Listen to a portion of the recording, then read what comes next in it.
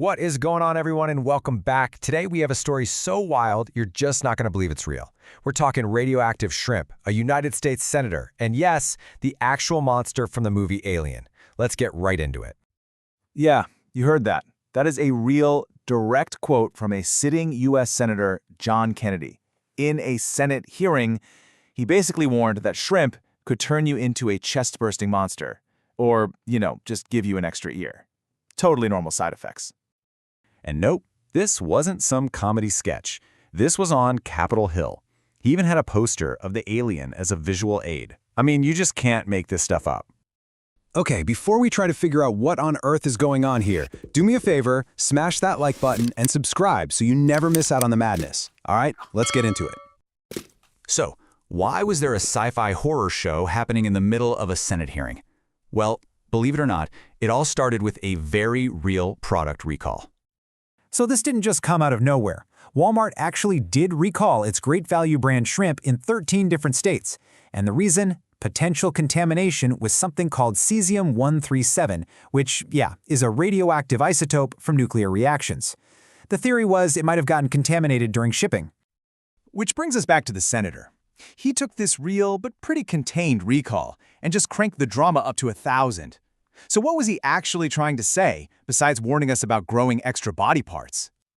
As wild as the theatrics were, Senator Kennedy was trying to make a serious point here. It's all about food safety and how we inspect what comes into the country.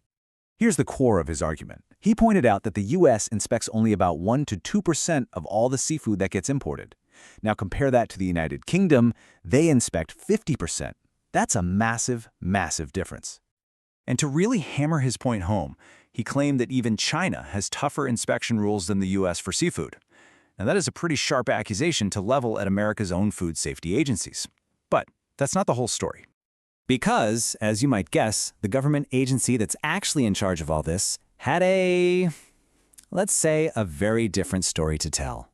Just when you think you've got it all pieced together, the U.S. Food and Drug Administration, the FDA, swoops in with a major plot twist. So here's the kicker. According to the FDA's official statement, the system actually worked exactly like it was supposed to. They're saying that while there was a risk, their systems caught it, and none of the contaminated shrimp ever actually made it to stores to be sold. This whole shrimp saga, as completely weird as it is, isn't really an isolated event. It's actually one small piece of a much larger, ongoing political battle over the food we eat in America. This whole incident quickly became a new rallying cry for the Make America Healthy Again movement.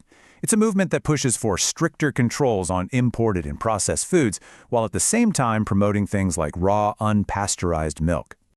And that connection was made crystal clear pretty fast.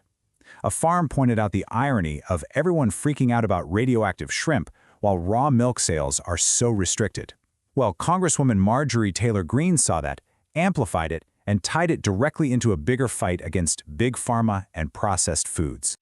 All right, let's just do a super quick recap of this insanity. 1. A real Walmart recall for possibly radioactive shrimp kicks the whole thing off. 2. Senator Kennedy uses the alien monster to slam what he calls weak inspection rates. 3. The FDA fires back saying their system worked and no bad shrimp ever got sold. And 4. This whole crazy story is just one small part of a much bigger political fight over our food. So it all boils down to this one big question. Was the senator's totally bizarre warning a necessary stunt to shine a light on a real safety issue, or was it just political theater? Using fear and a sci-fi monster to score points in a culture war. So what do you think? Did the alien stunt actually make a good point, or did it just make things more confusing? Let me know your take down in the comments.